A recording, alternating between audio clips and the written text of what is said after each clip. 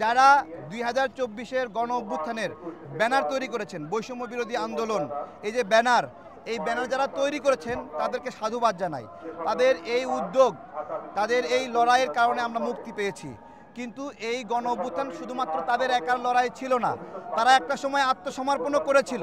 আমরা রাজনৈতিক কর্মীরা সেই সময় সাহসের সঙ্গে লাঠি হাতে নিয়ে বলেছিলাম কোনো সংলাপ চলবে না, সংলাপ যে করব না এটা রাজনৈতিক কর্মীরা আমরা বলেছিলাম। এইটা ওই যারা ব্যানার বানিয়েছিল তারা বলেনি। আমরা বলেছিলাম যে আমরা তোমার সাথে সংলাপ মানি না, তুমি চলে যাও, তুমি খুন করেছো, তোমার হাতে রক্তের দাগ লেগে আছে, আমরা এই অবস্থায়, আমরা এই মৃত্যুপুরী অবস্থায় তোমার সাথে সংলাপে বসবো না, এটা আমরা বলেছিলাম। তারপরেও তাদেরকেই ধন্যবাদ জানাই, তাদের ক্রেডিট, তারা এই উদ্যোগটা শুরু করেছে। কিন্তু এই মুহূর্তে দেশের ভালোর জন্য যারা এই বিপ্লবের অংশীদার ছিল তাদেরকে নিয়ে সরকার বানানো জরুরি ছিল। এই যে বানালো না, এই যে একটা পরিকল্পনা করলো যে ইসলামপন্থীদেরকে আলাদা রাখবে, রাষ্ট্রকল্পের অংশ হতে দেবে না, এই যে মাহফুজ আলম বলেছিল 3 তারিখে সে প্ল্যান করে রেখেছে। এই প্ল্যানের জন্য যদি তাকে মাস্টার মাইন্ড বলা হয় তাহলে সে কুখ্যাত মাস্টার মাইন্ড,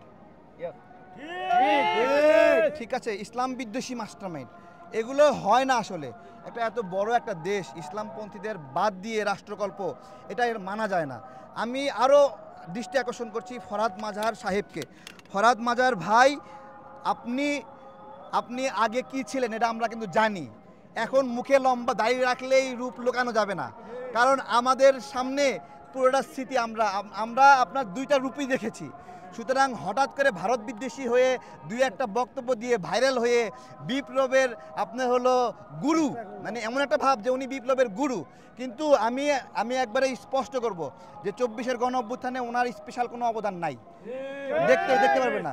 হঠাৎ করে বিপ্লবের পরে নতুন করে কিছু মানুষ আসছে, তারা বিপ্লবের তত্ত্ব এবং থিওরি আমাদেরকে শেখাচ্ছে। ভাই, বিপ্লবের তত্ত্ব এবং থিওরি হলো এই মোটা একটা বাঁশ, যেই বাঁশ দিয়ে শেখ হাসিনার পতন হয়েছে। সুতরাং এসব গোল টেবিল বৈঠকের বিপ্লবের তত্ত্ব আর শুনতে হবে না। এখনও সময় আছে, অল্প কিছু গুণী মানুষ, এই যে মাহতাব স্যারের মতো আরও কিছু আছে, তাদেরকে নিয়ে এই সরকার পুনর্গঠিত করতে হবে, যুক্ত করতে হবে, এবং যুক্ত করে এখানে যারা বিভিন্ন ইসলাম বিদ্বেষী আছে তাদেরকে সরাতে হবে।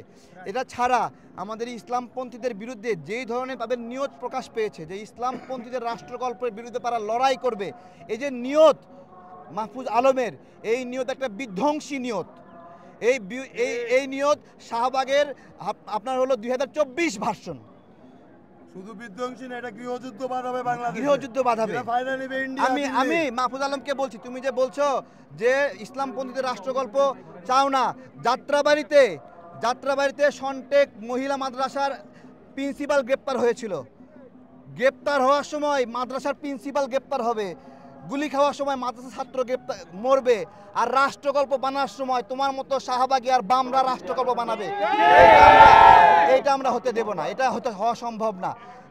আপনারা অনেকে বলবেন যে ফরহাদ মাজহার কবিতা অনেক আগে লাগছে, কিন্তু এই বছর সে কবিতার মলাট পরিবর্তন করে আবার বই মেলায় ছাড়ছে, ওই একই বই ছাড়ছে।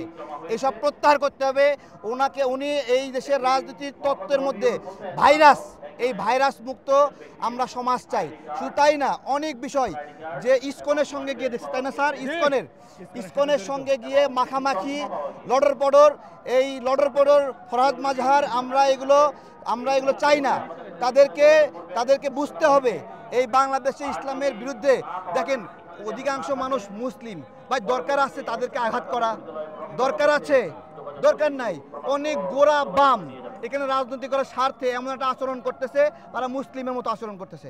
তো এটা বুঝতে হবে, এখানে মানুষের স্বার্থে কথা বলতে হবে, তাছাড়া তো হবে না। এখানে 2টা বিষয় আমি বলি, আজকে 52 ভাষা আন্দোলনের থেকে আমরা দাঁড়িয়েছি। দেখেন আমাদের এই জন্ম সেই 1947 সালে, আমাদের জন্ম কিন্তু 71-এ না, এটা মনে রাখতে হবে। 47-এ আমাদের জন্ম, কারণ 47-এ যে মানচিত্র পাইছি আমরা, ওই মানচিত্র এখনো বিরাজমান। ওই মানচিত্র দেওয়া হয়েছিল বিকজ উই আর মুসলিম, বলা হয়েছে এখানে যে মুসলিমরা এই 1,47,570 বর্গ কিলোমিটার থাকবে। আর 52 ভাষা আন্দোলন ছিল আমরা মুসলিম কিন্তু আমরা বাংলায় কথা বলি।